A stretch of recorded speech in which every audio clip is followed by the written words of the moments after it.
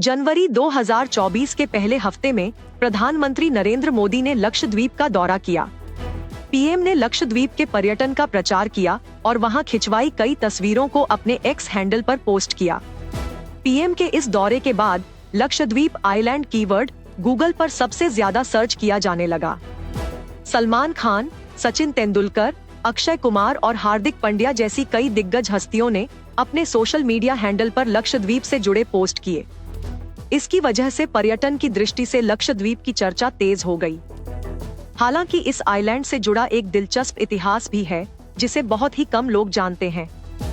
आज हम जानेंगे कि आजादी के बाद लक्षद्वीप भारत का हिस्सा कैसे बना और इस आइलैंड का नाम लक्षद्वीप कैसे पड़ा। आइए समझते हैं लक्षद्वीप के भारत से जुड़ने का पूरा इतिहास। बात है 15 अगस्त 1947 की, जब अंग्रेज भारत छोड़कर जा रहे थे। उस वक्त लक्षद्वीप मद्रास प्रेसिडेंसी का हिस्सा हुआ करता था।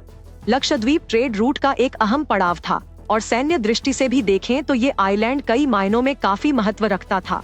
यहाँ से हिंद महासागर और अरब सागर दोनों पर ही नजर रखी जा सकती थी।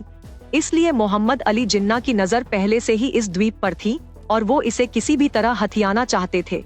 इसके अलावा लक्षद्वीप की ज्यादातर आबादी मुस्लिम थी, इस कारण भी जिन्ना को लगता था कि लक्षद्वीप पर पहला हक उनका ही है। इसी इरादे से पाकिस्तान ने 15 अगस्त 1947 के कुछ दिन बाद अरेबियन सी में अपना एक फ्रिगेट लक्षद्वीप के लिए रवाना कर दिया। लेकिन उस वक्त भारत के गृह मंत्री सरदार पटेल लक्षद्वीप को लेकर पहले से ही चौकन्ने थे। उन्होंने भारतीय सेना को पाकिस्तान से पहले ही लक्षद्वीप पर तिरंगा फहराने का टारगेट दे दिया था।